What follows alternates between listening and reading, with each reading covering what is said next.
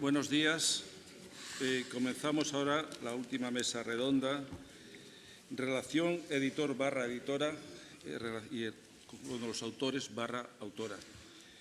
Me presento. Bueno, en principio esta mesa la iba a moderar Alfonso González Calero, un editor y gestor cultural de Castilla-La Mancha. Ha tenido que caerse a última hora, con lo cual me habéis pasado aquí el marronazo de gestionar y de moderar esta mesa. El sueldo también, sí, es verdad, correcto. En principio, os voy a presentar a los componentes de esta mesa. Os voy a dar aunque está en la página web, un pequeño perfil biográfico. Y luego, bueno, pues vamos a charlar sobre las relaciones entre el autor y el editor y, en fin, el mundo del inicio de las publicaciones. Raúl Herrero, que está a mi derecha, el primero, escritor, editor y pintor, director de los libros del Innombrable, viene de Zaragoza, tiene diferentes libros publicados, más de 10 libros de poesía, muchos cuadernillos, relatos, autor teatral y ingresó como correspondiente hace tiempo en el mundo de la patafísica en París. Arturo Tendero, de Albacete, es un contador de historias, licenciado en periodismo y en teatro, es profesor de educación física y escritor. Todo esto lo vincula a través de… Ha publicado muchos libros de poesía, la mayor parte de ellos como consecuencia de premios literarios, y en un ratito del año 2011 fue alcalde de Chinchilla de Monte Aragón. María Antonia Ricas es toledana, profesora. Durante toda su vida se ha dedicado al mundo de la cultura, hasta tal punto de que en el año 2019, el año 2019, en la ciudad de Toledo la nombraron hija predilecta en reconocimiento a su vida como dinamizadora de la vida cultural. Tiene numerosos libros de poesía, de narrativa, de ensayo. Ahora está en preparación un libro sobre el río Tajo desde la perspectiva literaria. También es columnista, crítica literaria y escribe en el ABC Artes y Letras de Castilla-La Mancha. Con lo cual os dejo con ellos, con ella y cuando queráis. ¿Cómo vamos? ¿Sí? Tú mismo. ¿Yo? Bueno, buenos días a todos. Muchas gracias por estar aquí. Es un placer estar en Ciudad Real. Dar las gracias a Ángel, a Isabel y a Ascen y a Mancharte en general, porque están haciendo unas magníficas jornadas. Yo que me muevo en el mundo editorial y suelo asistir a varias, creo que estas son de las mejor calidad y en las que se han tratado temas distintos y más interesantes de las que he asistido. Y celebro que en La Mancha, que no sea un lugar centralizado donde siempre se hacen las actividades Madrid-Barcelona, se haya producido un evento de este nivel. Aparte de eso, yo tengo un cariño especial por La Mancha, que sería muy largo de explicar, pero no voy a entrar ahí porque si no ya me como el tiempo de todo el mundo. Y para mí es doble satisfacción por estar aquí en La Mancha, en Ciudad Real, y por el evento que han organizado, que es yo creo que de los mejores en los que he estado a lo largo de mis casi 25 años de trayectoria. Dicho esto, la relación entre autor y editor se ve, de algún modo, podríamos decir que confiscada por las circunstancias. No es lo mismo la relación de autor-editor, primero de un editor grande o de una gran compañía con un autor, que con una editorial mediana, como la de Roca, que estaba antes de 15, que yo considero más pequeña, mediana quizá, o con una editorial realmente pequeña, que es lo que soy yo, lo que somos algunos de los que estamos aquí. Son circunstancias distintas, hay intereses distintos y posibilidades distintas en los tres ámbitos. Por otro lado, el mercado es distinto del de hace 20 años al que hay ahora, y eso también hace que cambia la relación, en algunos aspectos puede cambiar la relación autor-editor. Ahora se requieren hacer muchas más presentaciones, muchas más actividades, se requiere tener presencia en redes, se requiere insistir mucho sobre las novedades que uno publica, si quiere tener un mínimo de visibilidad. También, dependiendo del tema que publica, pues buscar los cauces adecuados para que ese libro se vea en los cauces que interesa venderlo. Si es un libro de poesía, si es un libro infantil, si es un ensayo, si es una novela histórica. En fin, cada uno, hay unos cauces generalistas, digamos, y luego hay unos cauces que van dirigidos a un público específico y, claro, a ese público específico hay que intentar llegar. Digamos, yo lo he resumido en tres diferentes etapas: la relación del autor y el editor, antes de editar, la búsqueda del editor.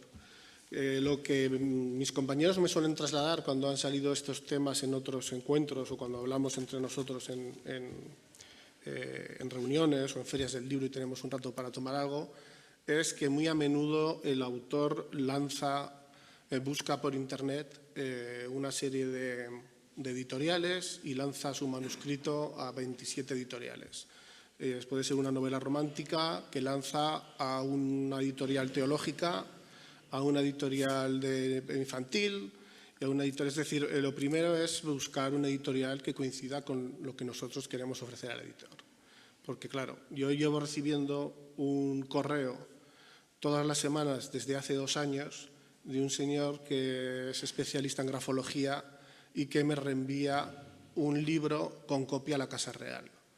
Entonces, yo ni he publicado nunca nada de grafología, ni sé por qué me lo está mandando, ni por qué todas las semanas recibo ese original y a veces vir con copia a 27.000 editores de todo el mundo, de Brasil, de Francia, grandes, pequeños. Eso es lo que se debe evitar. Primero, porque da una mala imagen, y segundo, porque se gasta tiempo innecesario en enviar un libro de unas características a un editor que publica otra cosa. Si yo publico poesía, por ejemplo, pues recibir libros de poesía está bien, o ensayo, pero si a mí me mandan un libro infantil ilustrado del que he hecho 2, pero no es mi especialidad, pues o si es otro tema que ni siquiera he tratado nunca, pues es innecesario.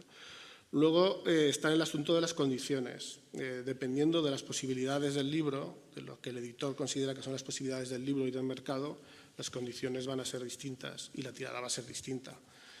Yo me he encontrado con autores que me dicen: yo quiero sacar un libro y que esté en Torres, en todas las librerías de España, en las gasolineras. Bueno, eso es imposible.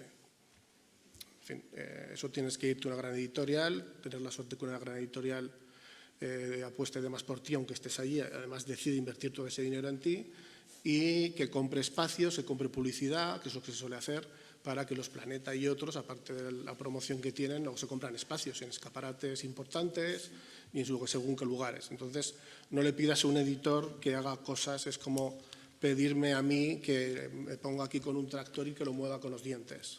Es algo que no voy a poder hacer nunca. Entonces, bueno, hay que saber en qué nivel se mueve cada editor y qué es lo que puede hacer.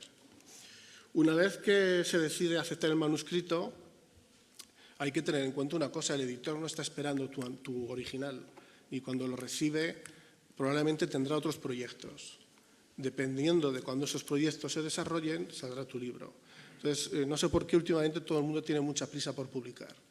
Lo quiero para el cumpleaños de mi señora, lo quiero para regalárselo a mi nieto cuando salga, que ¿cuánto tiempo falta? 15 días. Bueno, un libro, si se quiere hacer bien, requiere un mínimo de tiempo, un mínimo de revisiones.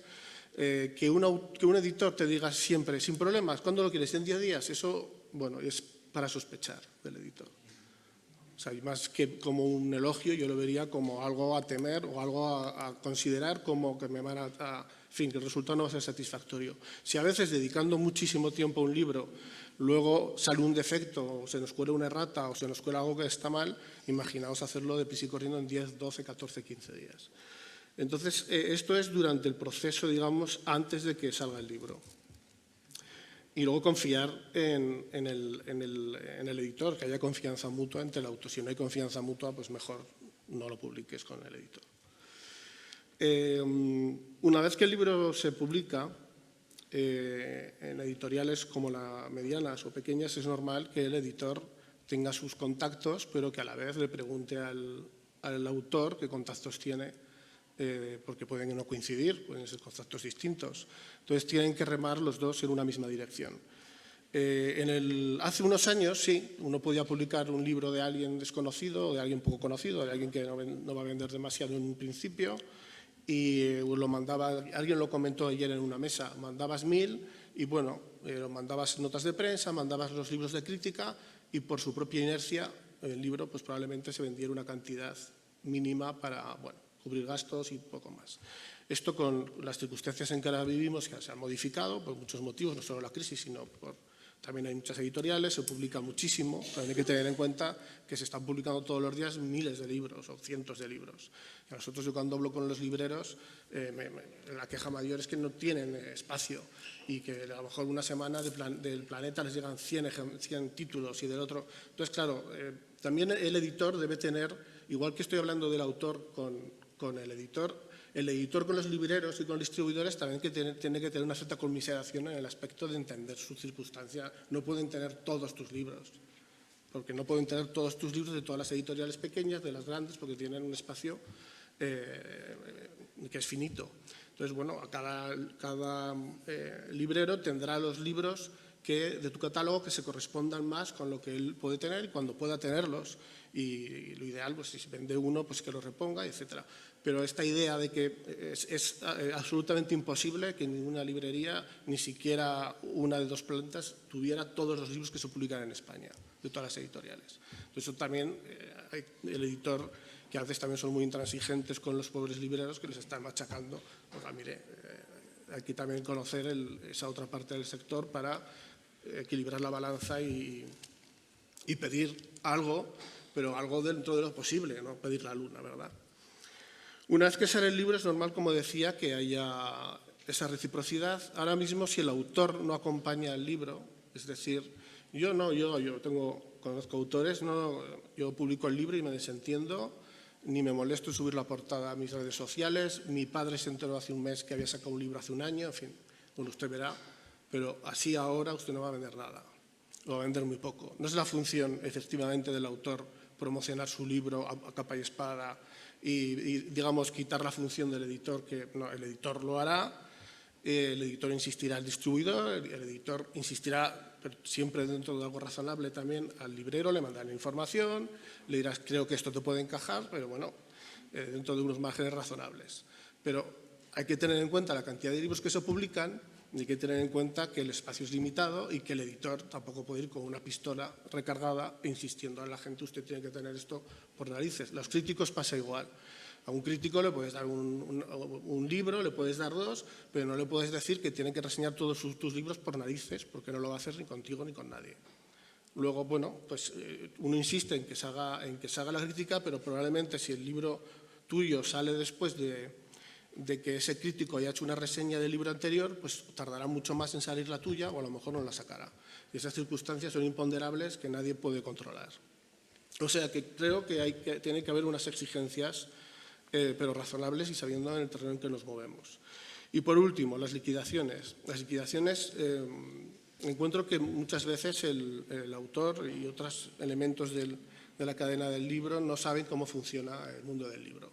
Entonces cogen unos pataleos, muchas veces pueriles, esto no.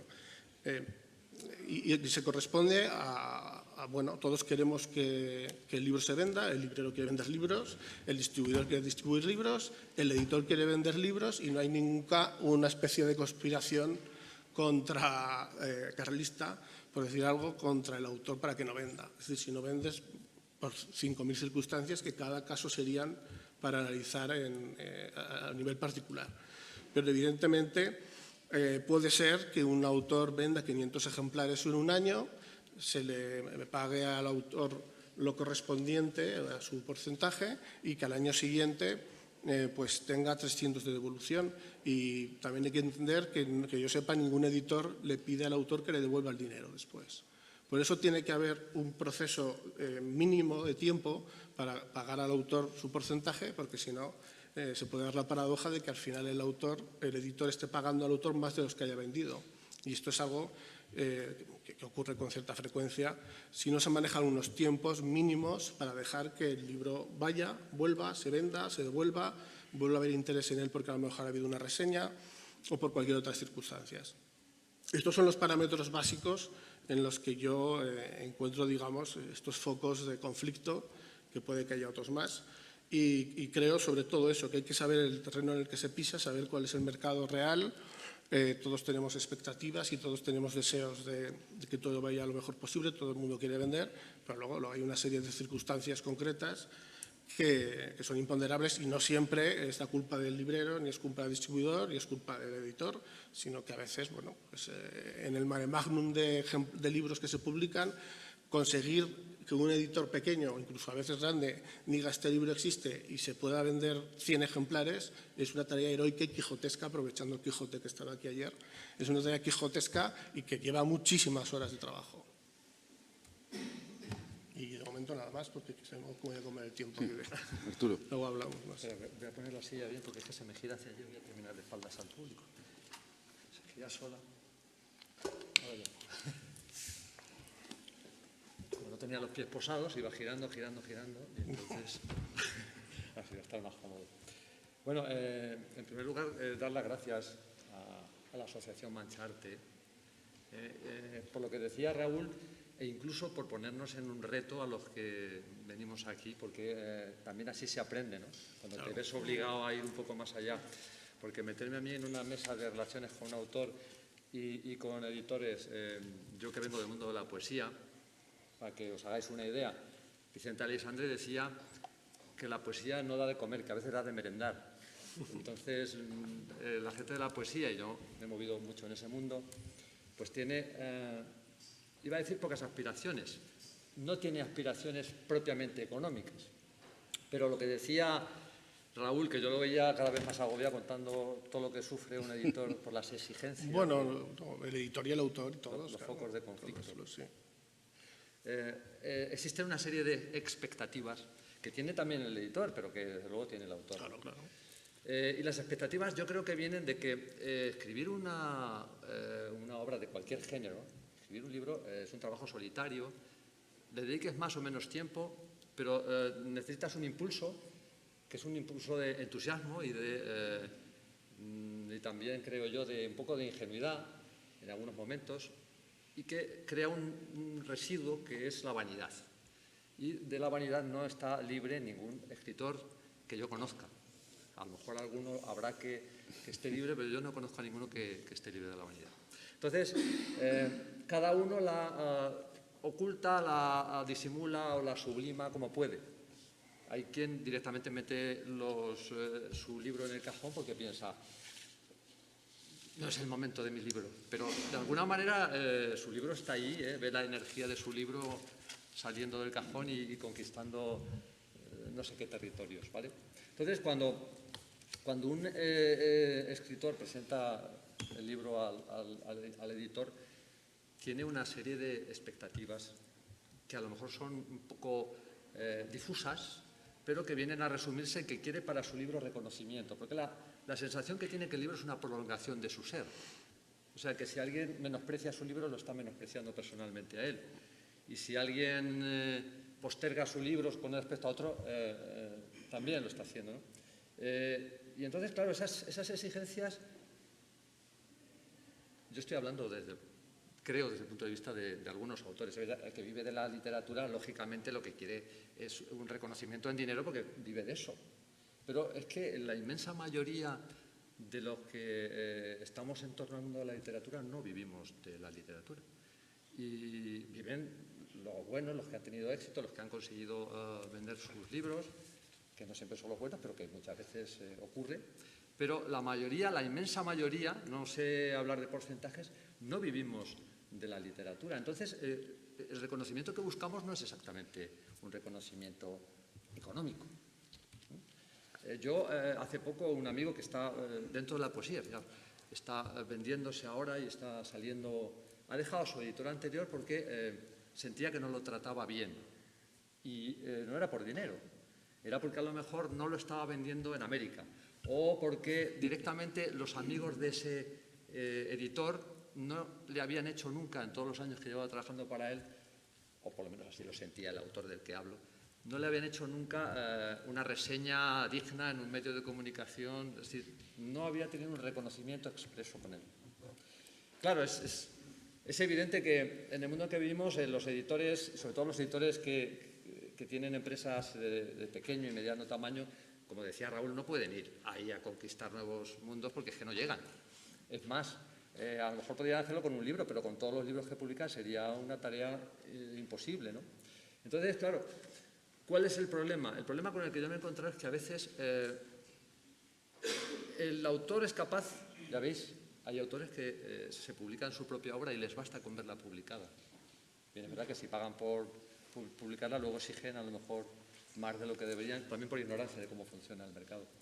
Pero a lo mejor le basta a la mayoría con publicar, con ese reconocimiento inmediato de que, bueno, ha salido en alguna reseña, si es que ha salido, a veces ni eso.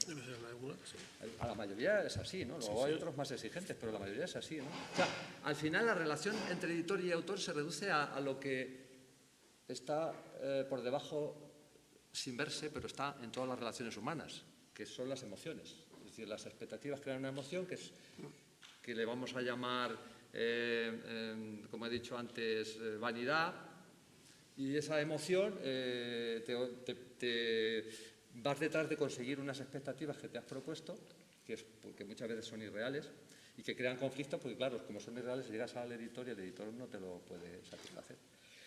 Bueno, yo no quiero extenderme más. Lo que sí que me pregunto es, de alguna manera, sé las motivaciones del escritor. Me gustaría saber un poco más sobre las motivaciones del editor.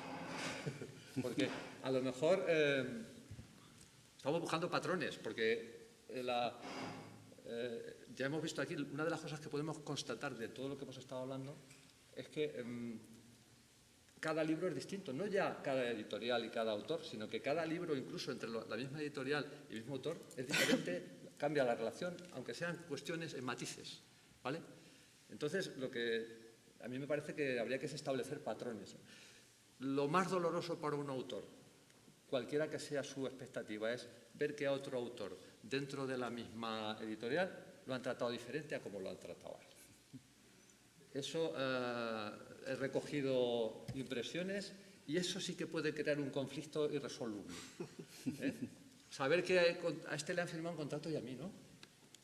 Ya da igual la calidad del libro, ahí está el conflicto, puede ser definitivo, puede ser eso. Por eso alguien comentaba que la línea editorial, o la verdadera imagen de una editorial es la manera en que trata a sus autores, ¿no? Entonces hay que tener cuidado de que todos se sientan, de que sientan que no se tratan unos mejor que otros, siempre que se pueda, claro. Porque yo entiendo también que si una editorial tiene a un autor que está vendiendo mucho, pues tiene que mimarlo sí o sí, porque a lo mejor le ayuda a mantener otros autores que al editor le gustan mucho, pero que se venden menos. Perdona que me haya olvidado. María Antonia, por favor. Hola, ¿qué hay? Muchas gracias por haberme invitado, por estar en esta mesa con Arturo, que es amigo, y ya les digo que en Albacete hay un grupo potentísimo de autores, de poetas, que merece la pena leerse, ¿sabes? Y bueno, pues yo quería contarles también un poco mi experiencia personal en relación con editoriales. Yo empecé desde muy abajo, no quiere decir que haya llegado arriba, pero es que empecé desde muy abajo. Cuando digo muy abajo, de la autoedición, pero no el concepto de autoedición que ahora se tiene. Estoy hablando de hace 20, 25 años y tal. El concepto de autoedición artesanal, de maquetar tu propio libro, llevarlo a una imprenta, hacer un número X de ejemplares, de no tener distribución, de distribuirlo por la propia ciudad, etcétera, etcétera, y tan contentos de hacer una presentación, de procurar que en la presentación hubiera el mayor número de público posible para sufragar los gastos de esa edición artesanal. Con el tiempo, pues han ido apareciendo editoriales que, bueno, también les quería decir que creamos entre un grupo de amigos una asociación cultural y a través de esa asociación cultural, como ha ocurrido en muchísimas ciudades, etcétera, etcétera, pues íbamos editando. Era fácil acceder, teníamos el ISBN, en aquel tiempo era fácil acceder al ISBN, no costaba. y te lo otorgaban con una cierta facilidad. Ahora ya saben que es mucho más difícil acceder al número de ISBN. Por supuesto, llevaban el depósito legal, etcétera, etcétera. También había que hablar de la historia del ISBN, porque son números de ediciones en venta y hay mucho tipo de ediciones que en realidad no están en venta. Bueno, eso es otro tema aparte. Lo que sí que está claro que con el tiempo, bueno, por supuesto no existían ni las opciones del crowdfunding, ni publicitarte en las redes, nada. Era cuestión de amigos y de cercanías en la propia ciudad, así de simple, ¿no? Aparecen ahora las editoriales, algunas editoriales que han suplido de algún modo eso que antes se hacía artesanal, que es decir, tú pagas por hacer la autoedición, pero en realidad es lo mismo. Lo que ocurre que ya no vas a hacer la maquetación y lo vas a llevar tú a la imprenta, ya te lo va a hacer la editorial. Pero ocurre una cosa paradójica, que resulta que el resultado es igual, te siguen leyendo los mismos en la propia ciudad y la posibilidad de una difusión más amplia ya depende del propio autor. Por suerte, bueno, pues yo también publiqué, gracias a premios literarios, en instituciones y donde podía o no podía haber una editorial. Y ocurría también otro problema. Si era una institución, llámese ayuntamiento, no tiene una capacidad de difusión. Y entonces había las opciones que publicaban el libro y te daban todos los libros. Y tú gestionabas los libros como podías. O se quedaban los libros en los almacenes del ayuntamiento de turno y tal. Porque yo eso lo he vivido con un libro mío, que al cabo de los años me llamaron y me dijeron: ¿quieres este libro que estaba aquí, que se está estropeando en los almacenes de X ayuntamiento? Pero claro, si luego hay una editorial, salvo honrosas excepciones como hemos oído en las conferencias, pues claro, termina ganando, que no quiere decir que sea un libro malo, es un libro bueno, pero ganando un libro que, sobre todo si has leído más libros de esa editorial, sigue en cierto modo la línea de la editorial que está presente en ese concurso. Pero vamos, hay honrosas excepciones. Pero también ocurre lo que estoy diciendo. Por suerte luego ya entré en contacto con editoriales, pues trabajé con El Toro de Barro, que es una editorial con muchísimo prestigio en España, pero que fue una de las primeras en poesía, pero que Carlos de la Rica. Que la fundó Carlos de la Rica. Trabajé con Carlos de la Rica y luego con su heredero moral, pero que quizá a lo mejor no ha podido llegar como llegó, que fue Carlos Morales, ¿no? Pero que tiene un valor en sí mismo esa editorial. Lo que ocurre que no tiene mucha capacidad de difusión. Esporádicamente con otras editoriales de Castilla-La Mancha, y luego ya entré en relación con Celia y bueno, pues he tenido la suerte de que ha sido una editorial pues que han apostado por los trabajos que yo hago, etcétera, etcétera.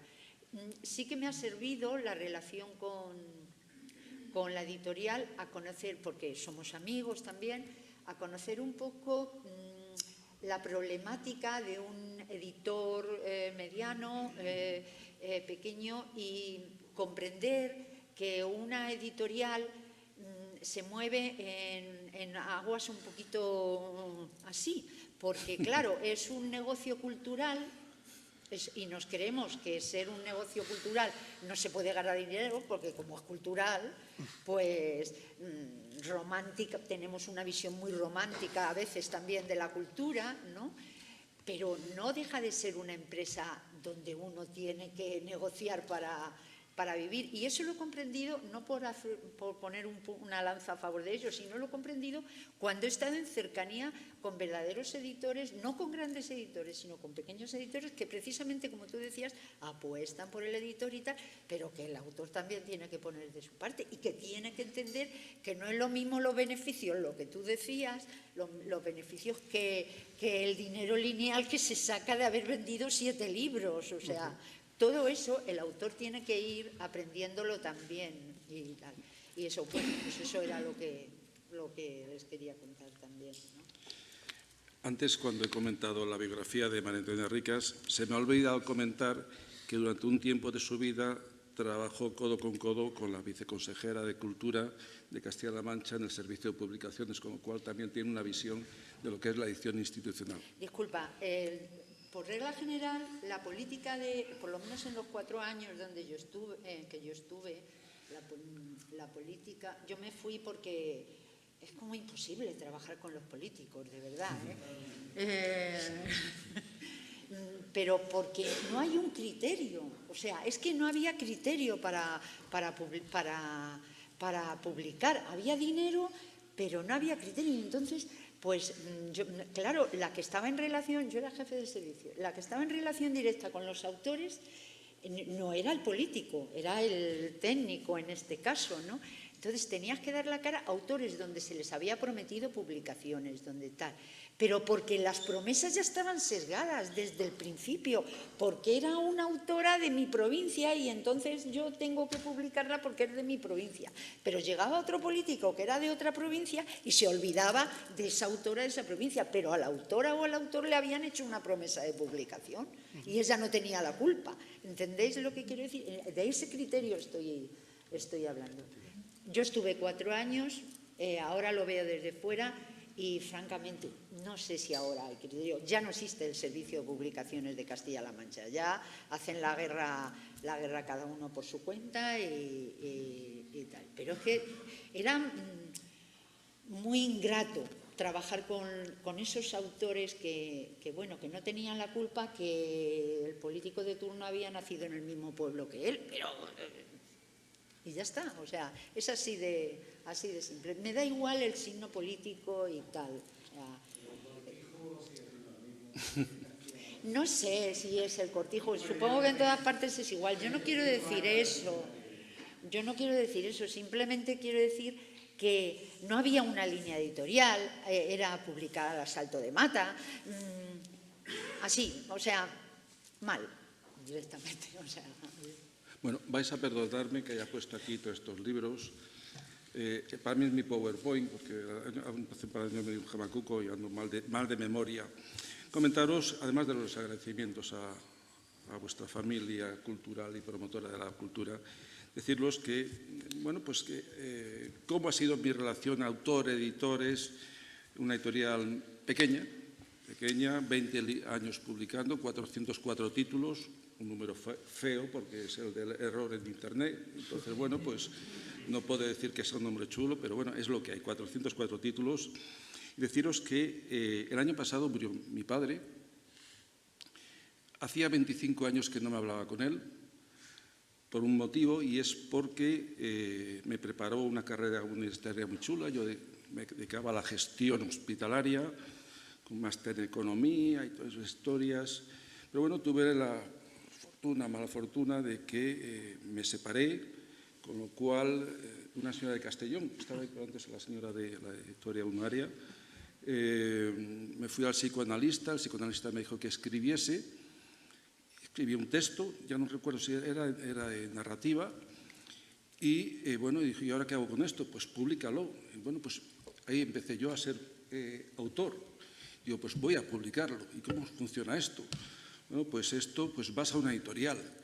Y en aquellas épocas, hace ya 25 años, me cobraban 500.000 pesetas, los 3.000 euros de ahora. Digo, pues yo no lo voy a pagar. Pues porque esto no, porque hay que actualizarse. Entonces, bueno, pues dije, bueno, pues vamos a ver cómo funciona. Me lo autopublico. Entonces me lo autopublico. No utilicé sistemas como habías comentado tú, María Antonia, de tal, sino que digo, bueno, pues voy a buscar la editorial. Entonces, hacer una editorial. ¿Cómo se hace una editorial? Pues primero un nombre chulo. Entonces, empezar como asociación cultural, un nombre chulo que nos podíamos haber puesto la rana azul, pero nos pusimos Centro de Estudios Literarios y de Arte de Castilla y León. Un nombre chulísimo, que luego lo recortamos y era Celia. Comercialmente no es chungo, pero bueno, empezar por la C está bien. Vale. Segundo, tengo que poner un nombre. ¿Qué nombre? Me llamo José Ángel González Pérez. Ahí no, con ese nombre no voy a ningún lado, eso no es comercial. Me puse Jo-An Gomper. Vale, perfecto, ya tengo un nombre. Ahora tengo la obra, tengo el nombre, pues ahora se lo enviaré a una agencia literaria.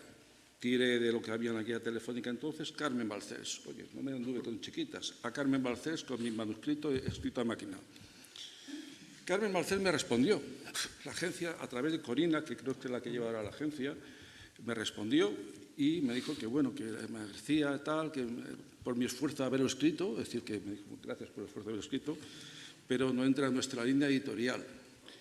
Lo que sí que es cierto es que bueno, uno tiene inquietudes y entonces buscando por Castilla y León, porque en ese momento estaba en Salamanca, me invitaron a un encuentro en el monasterio de Oseira, en Orense, para hablar sobre el mundo del ibericismo.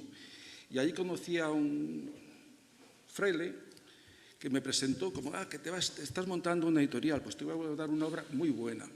Y me dio una obra muy buena que era la obra de Las Memorias de Alejandro Finisterre.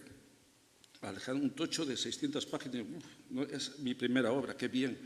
Entonces, eso no se podía publicar bajo ningún concepto. Entonces, como ya tenía el contacto con Carmen Balcells, que yo pensé que me tuteaba con ella, se lo envié. Alejandro Finisterre, a la sazón, además de ser el inventor del futbolín, era un tipo, que además vivía en Zamora, un tipo que fue el mentor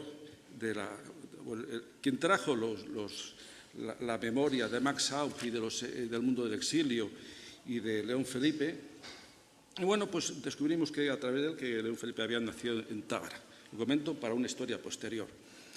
Se lo mandé a Carmen Balcells y dijo, os lo compro la obra.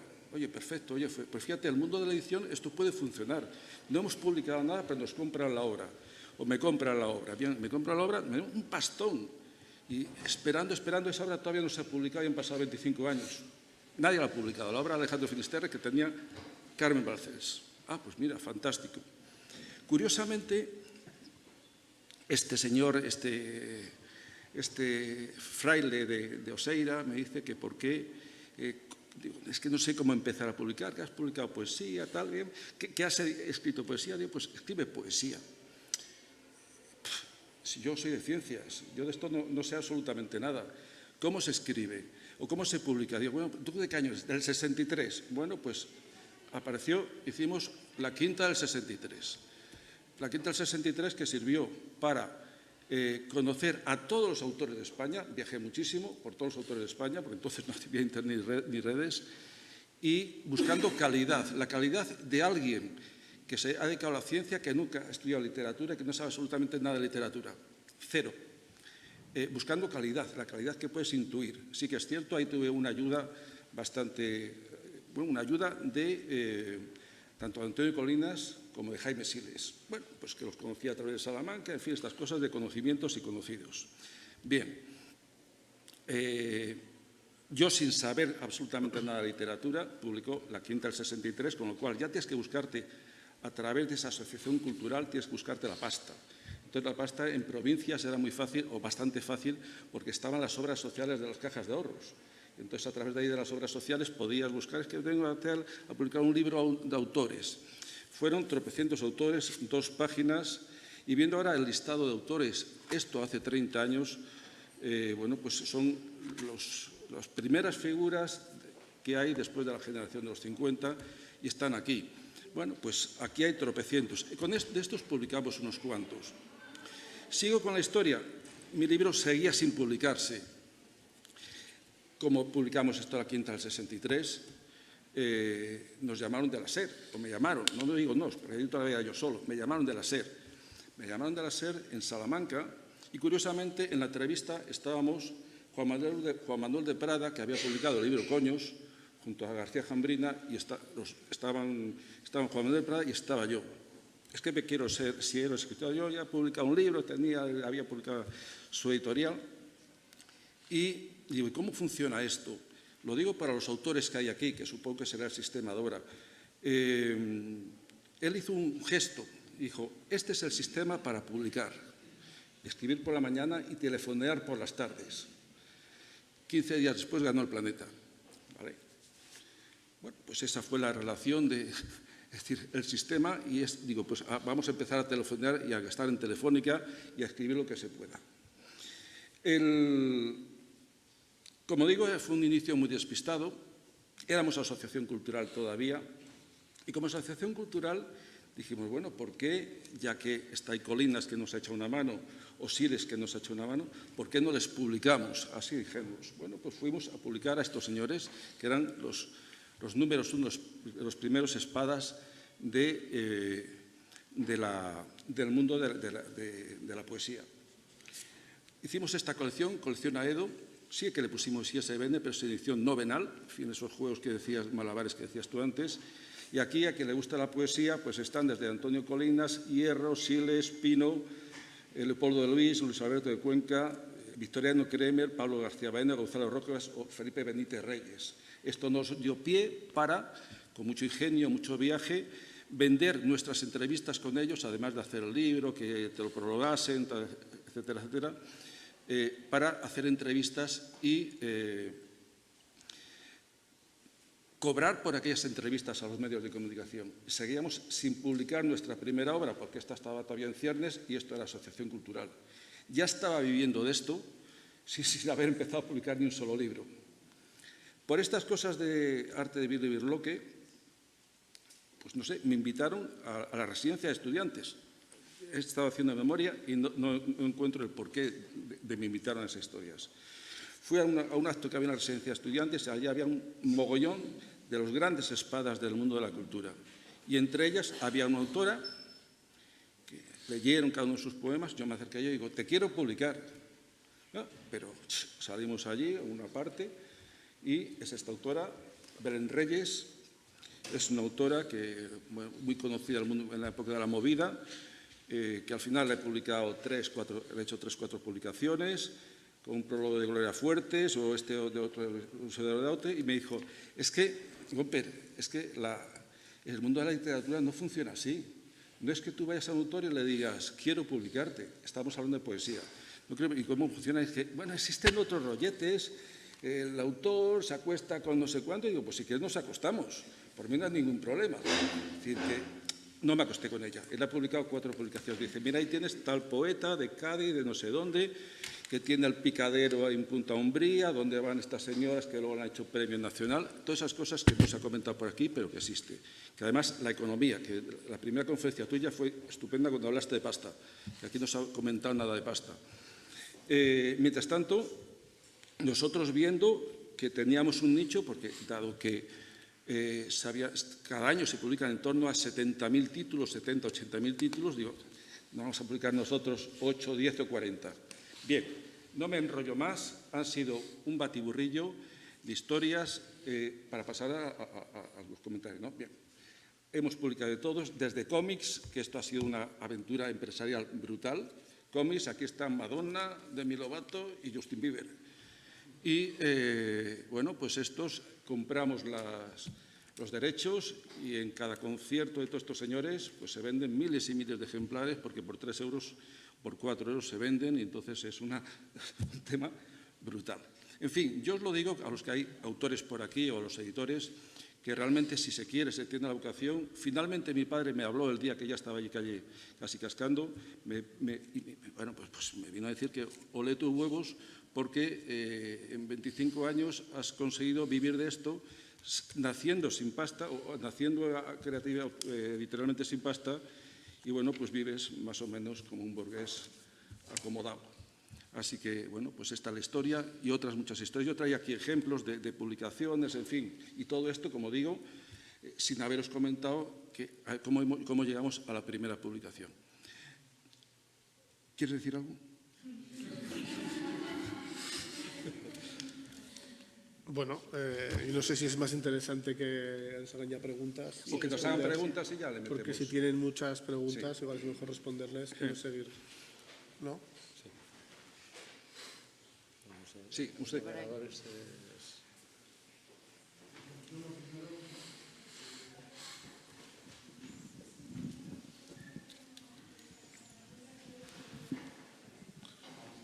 Bueno, buenos días y gracias.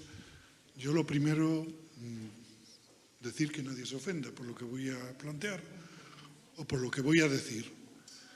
Yo pienso que la industria del libro en general y la industria de la cultura en general, aplicable a todo, estamos en una situación como estaba el proletario en el siglo XIX. Y no le echo la culpa a los editores. Yo creo que esto es, y nadie se ofenda, por favor, una anarquía. Esto es, no tiene racionalidad, o casi no tiene racionalidad, y pondré un ejemplo. Si yo soy biólogo o botánico, tendré que ir al Amazonas a ver qué bichos hay allí. No va a venir un bichito del Amazonas a mí y decirme, estúdiame, empezando por eso. Yo creo que en el siglo XXI habría que buscar con los sistemas que tenemos ya de información un sistema más racional de la industria del libro y en general de la industria cultural. Y pondré, si sirve ese ejemplo, creo que da una visión de hacia lo que voy. El método científico que se le achaca a Galileo se llama el método hipotético deductivo, pero que ya de alguna forma estaba aplicándose en la Escuela de Padua de Medicina, intenta estudiar un fenómeno dándole cuantificación. Yo creo que en el libro y en todas las industrias culturales, vuelvo a repetir, hay una anarquía. Dicho de otro modo, y para resumir, seguro que el Ministerio de Economía le da una tecla y sabe cuántos panaderos hay en esta ciudad, en esta provincia, en esta región. ¿Cuántos médicos hay? ¿Cuántos de todas las profesiones? Pero nadie sabe que yo sepa cuántos escritores hay, cuántos pintores hay, cuántos ensayistas hay. Sí, aquí le voy a decir una cosa. Si no le importa, yo termino. Sí. Y yo creo que lo primero que habría que hacer es racionalizar esta industria. O sea, que se sepa que haya un centro de documental hecho por una empresa privada o pública o por un museo o por una biblioteca que no cueste dinero, en que se sepa en esta ciudad si hay 20 escritores. Claro, que ellos quieran apuntarse allí. Y si en esta provincia hay 100 poetas, y si en esta región hay 500. Y luego cada uno ya me va a decir la biblioteca de Toledo. No, es qué medida es la que te puede indicar que una persona es poeta o que una persona es novelista, etcétera. ¿Qué medida? ¿Quién dice? Bueno, que eso... Están levantando otras manos, por si... Pues eso, por favor, termino. Eso sería secundario. Quiero decir, no... Eso sería, pues yo qué sé, el que haya registrado un libro de propiedad intelectual. Y entonces, pero eso sería secundario. Eso es saber, y de ese modo, el editor, cambiamos las tornas.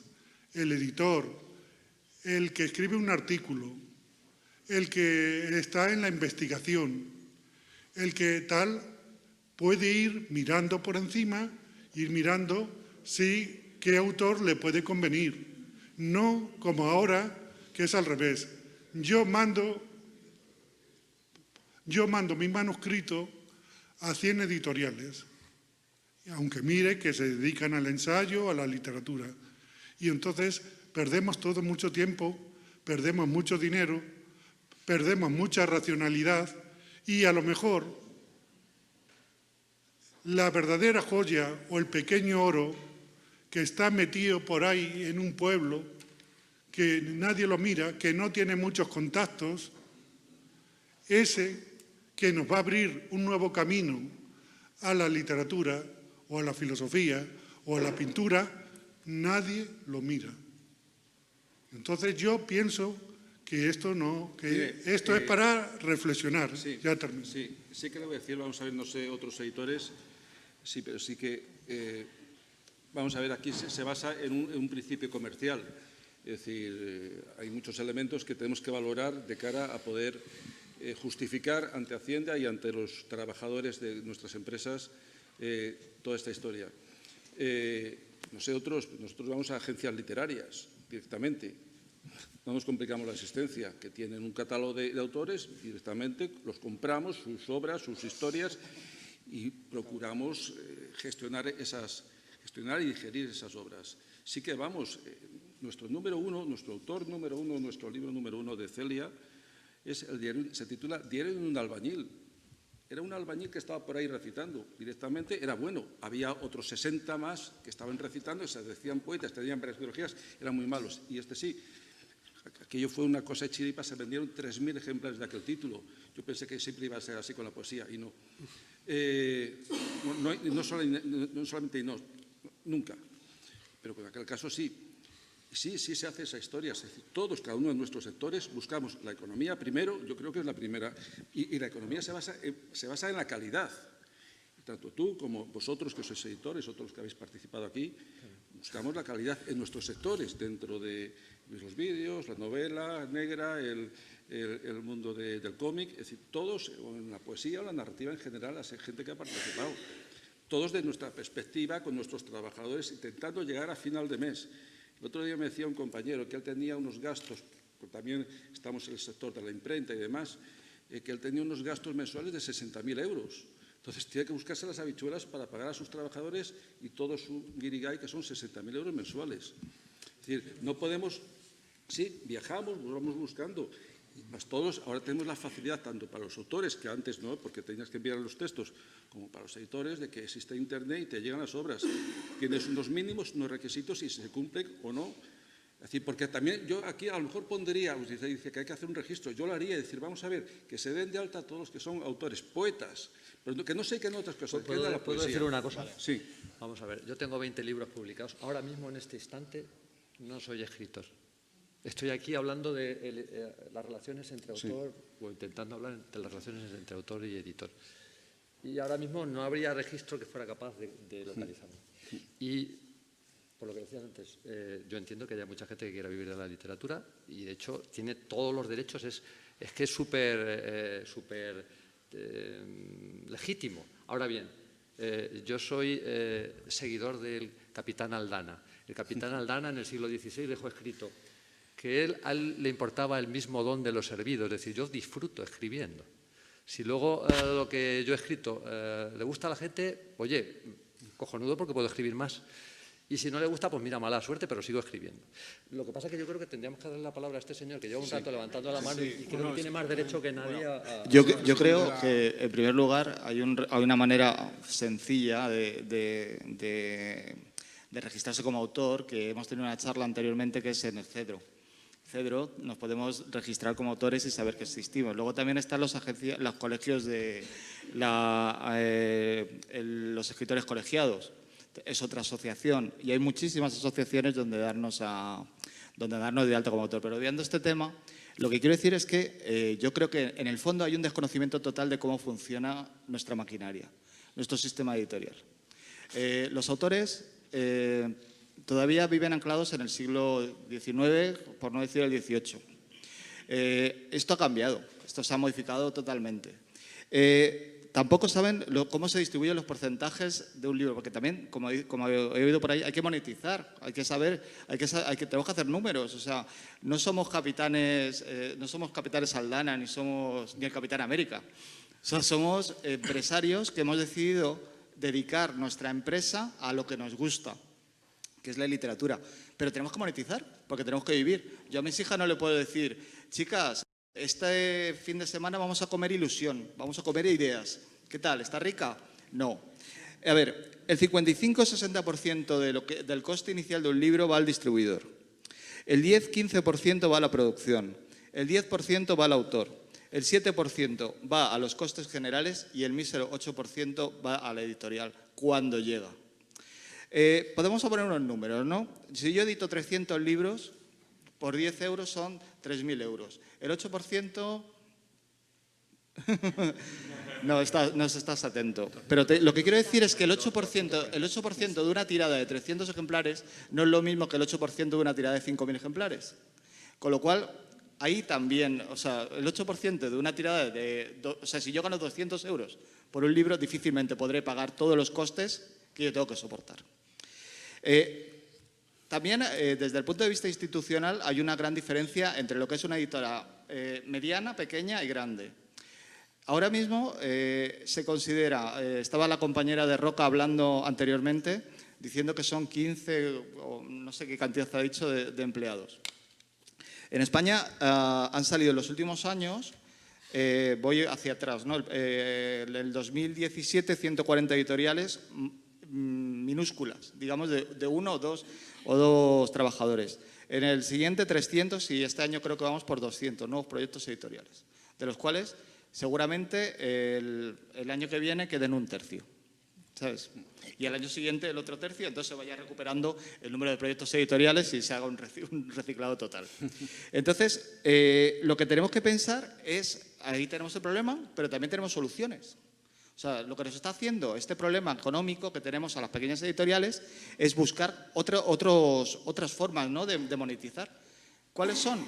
Por ejemplo, si yo tengo el problema de que el 60% me lo lleva el distribuidor, voy a ir yo a las ferias a vender directamente, voy a compensar, ¿no?, ese gasto, pero también puedo buscar otras fuentes de ingresos. Ayer Javier dio una excelente charla sobre otras maneras de monetizar la edición, que puede ser los audiolibros, puede ser el libro electrónico o puede ser el formato XXX que salga el año que viene.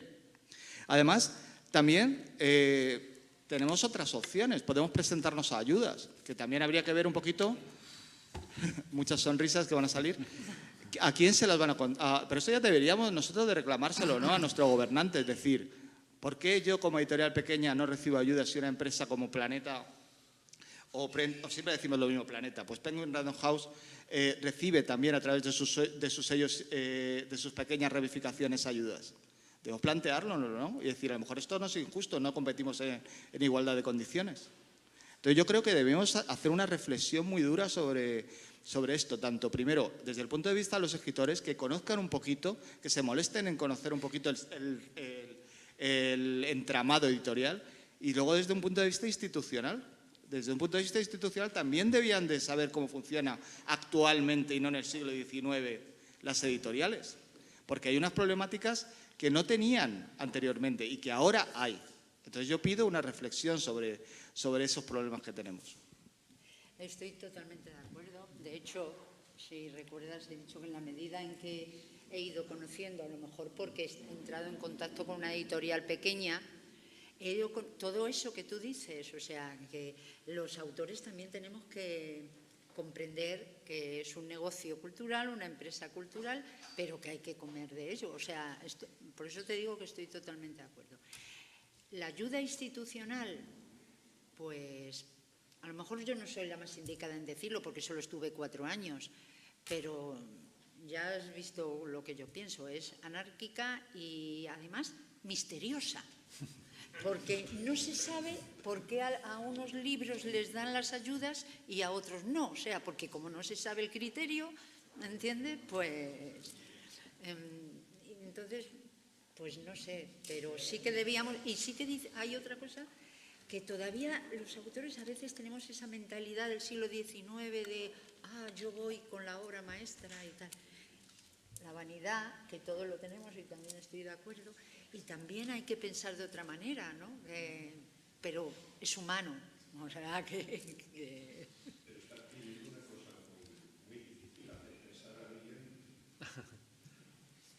yo creo que a lo mejor tendría que estar una persona que represente a la administración para que pueda explicarse. O sea, yo estoy hablando, pero en realidad fueron 4 años solo. O sea, que... Bueno, yo quería intervenir.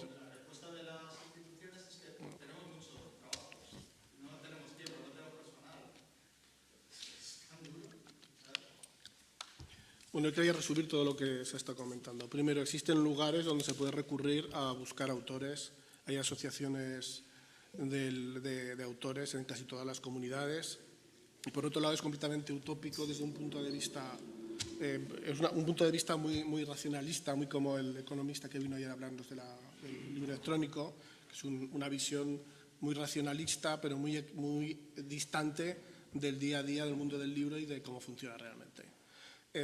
Porque escritores, mañana alguien puede empezar a escribir y pasa otro, luego, bueno, cuando uno pide en ocasiones una antología y va a la asociación de artistas o de escritores aragoneses, pues luego ves unas calidades muy dispares, porque claro, no hay una criba ahí. Entonces, bueno, existen la Asociación Colegial de Escritores, a la que pertenezco yo, por ejemplo, en fin, ahí, si se pueden buscar. Luego los editores yo creo que buscamos, en todo lo que nos interesa a nosotros, claro, no vamos a buscar autores o temas que no nos interesan, pero todos los autores más o menos vamos buscando y estamos atentos a cosas que nos pueden interesar para la editorial. Respecto al tema económico, evidentemente las ferias son muy importantes para equilibrar el tema económico. Hubo varias polémicas en las que algunas asociaciones que no son de editores decían que los editores no podían ir a las ferias porque quitaban libros, tal. Bueno, evidentemente es imposible que cualquier librería tenga el catálogo de 10, 12 editoriales. Luego yo creo que no hay ningún problema en que libreros y editores compartan ferias. Es más, es enriquecer porque todo el catálogo, a lo mejor libros que se publicaron hace 15, 20 años que todavía tiene el editor, están a disposición ahí del cliente y diversifica una feria. Yo creo que cada vez es fundamental ese tipo de ingresos más directos para, de alguna forma, hacer de balanza y de sostén de la editorial. Por otro lado, la exportación. Hay sistemas de exportación que no son llevar libros en distribución, pero hay empresas que hacen catálogos a los que tú te puedes apuntar y que luego esos libros los compran en universidades de Hispanoamérica, de Japón o de donde sea, y de vez en cuando te hacen un pequeño pedido de 20, 30, 40, 50 ejemplares. Respecto a las propuestas que se comentaron ayer sobre el audiolibro y sobre el libro electrónico, yo las llevo escuchando 20 años.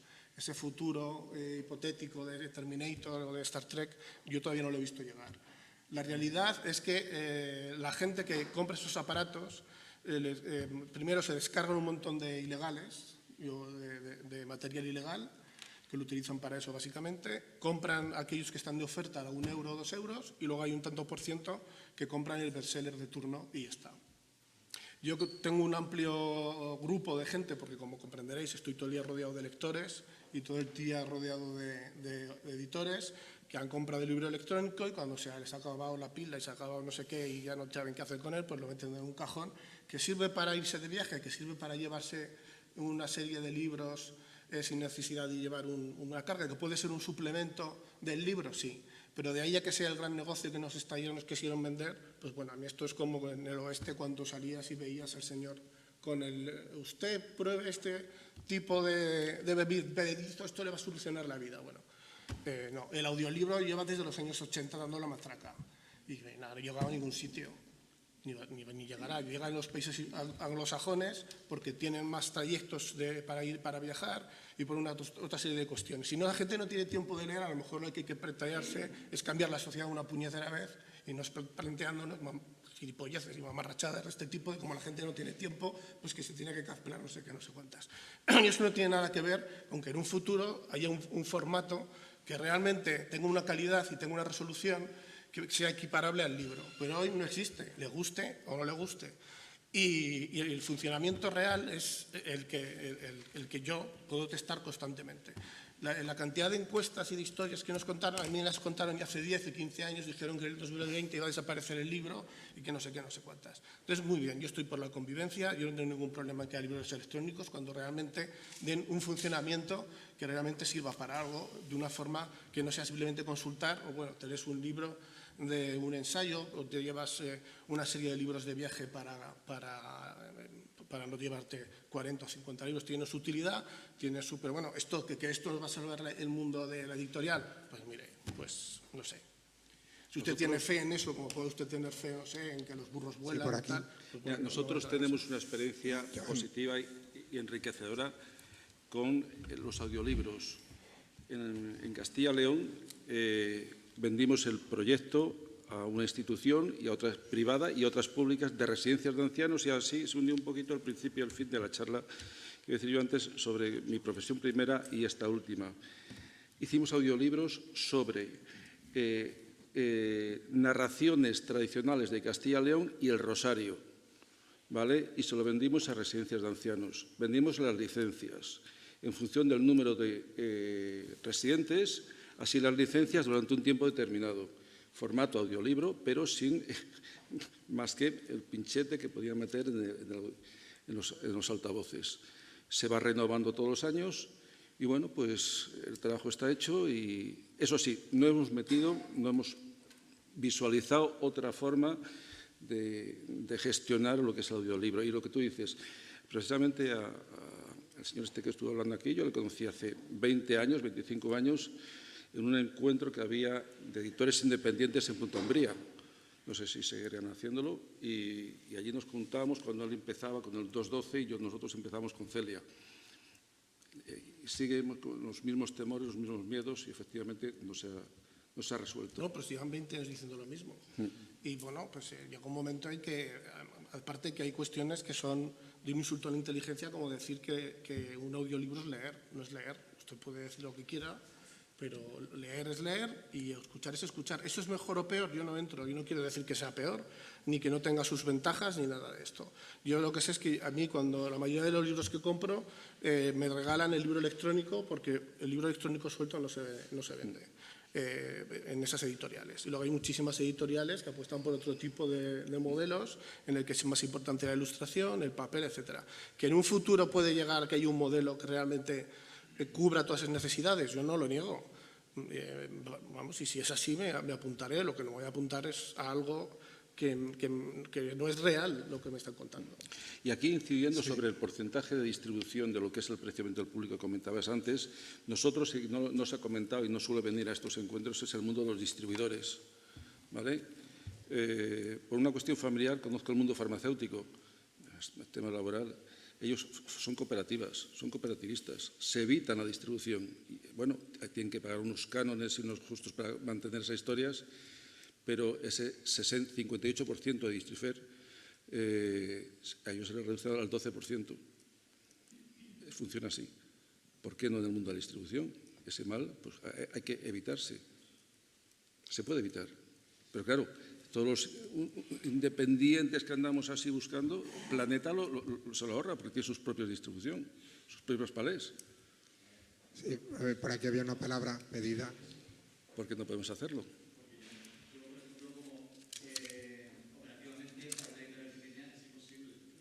Solamente es...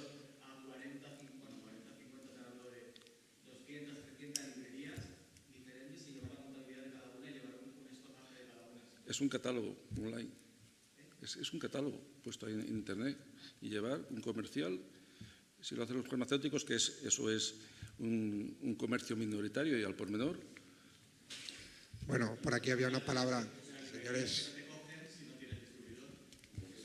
Pero bueno, es compaginarlo, es decir, evidentemente. Es decir, ahora yo decía, por ejemplo... Joan, había una palabra aquí.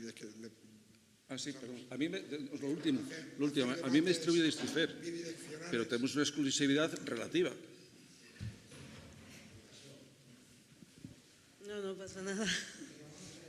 Yo es que desde ayer tengo esta pregunta, parece que se me está evadiendo, pero bueno, no pasa nada. A ver, yo veo aquí en cierto aspecto que como que dilapidáis al escritor y por lo que veo también sois escritores. Muchos de nosotros los escritores noveles no tenemos conocimiento de a quién tenemos que acudir. En Internet no nos ponen ahí que tienes que ir a tal sitio para que te publiquen o lo que sea. Yo he trabajado de gestora literaria para una editorial que supuestamente me iba a editar. Y la condición era que yo le hiciese como de comercial.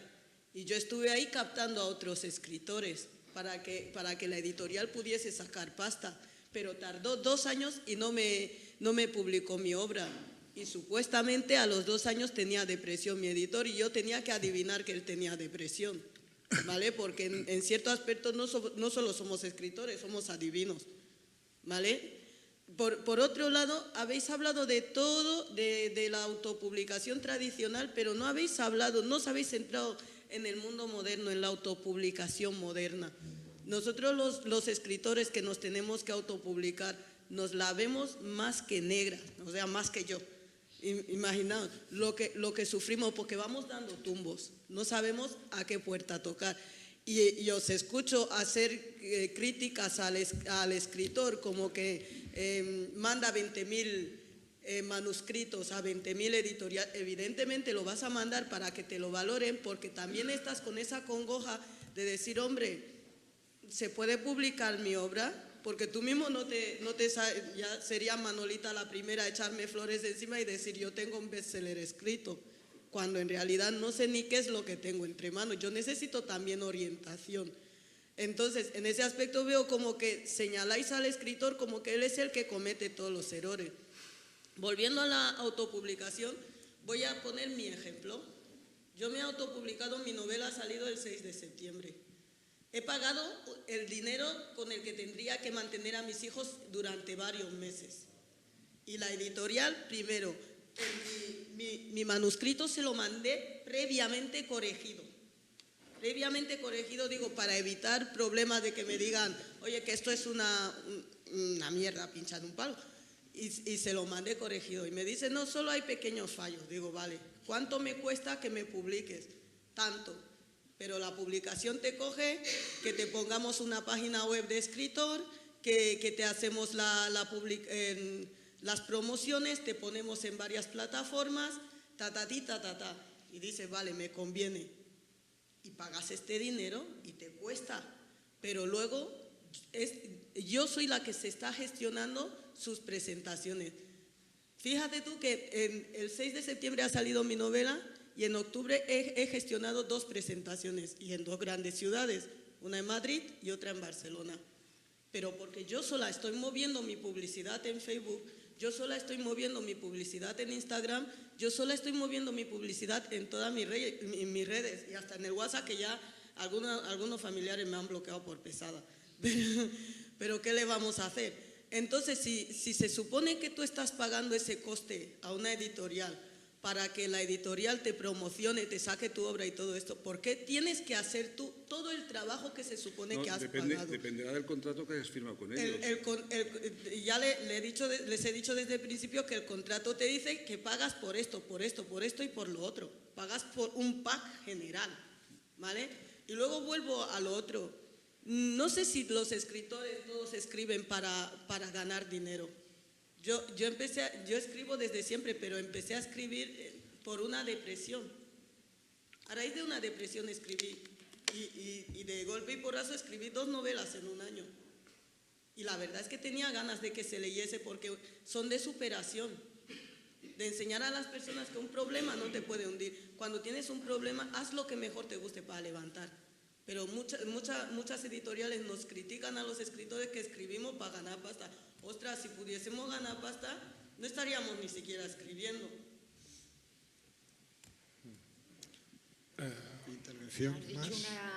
que no hay nada que discutir, has dicho una evidencia clara, ¿no? Era lo que decía antes, de una autopublicación tradicional se ha pasado a ese tipo de editoriales que en realidad el autor se lo tiene que seguir trabajando, o sea, igual que antes. Pero y no será tan difícil desde el punto de vista que una editorial como Punto Rojo edita 6.000 títulos al año. En el fondo es una imprenta. Sí, pero no podemos, es que tenemos que ir cortando. Tienes un minutito si quieres aportar alguna cosita.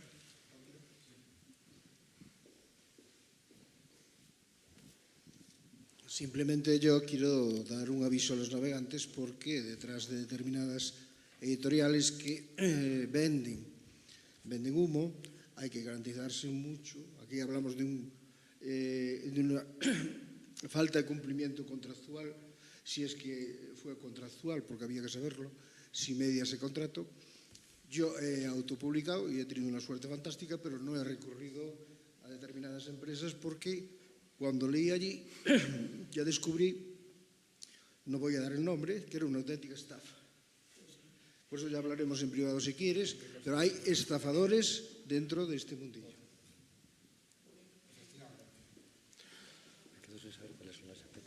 Bien, bueno, pues ya yo sé que después de un día y medio tenemos ganas todavía de hablar y de debatir mucho más, pero me toca la tarea de poner fin a esta jornada y media que le hemos dedicado a hablar del libro.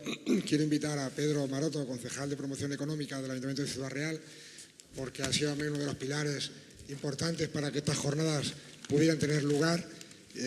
Quiero despedirme dando las gracias a todos y a todas por haber venido. Efectivamente, yo creo que todas las mesas hay una conclusión que saco y es, queremos seguir un poco más, pues seguimos un poco más en 2020, con lo cual vamos a aparcar todos los debates, lo vamos a retener ahí y en 2020 os amenazamos con volver a invitaros y seguramente pues seguiremos y hablaremos nuevos temas. Ha sido muy interesante también las contribuciones de muchos de vosotros que nos habéis hecho de nuevos temas para el año que viene y es fantástico porque esto todavía tiene mucho recorrido por delante y todo lo de atrás, que fijaos si se quedan en el tintero muchísimos temas. Por la hora y por la densidad ya de estos días de día y medio, yo creo que vamos a ir finalizando y voy a primero pedir un aplauso para la mesa, por favor.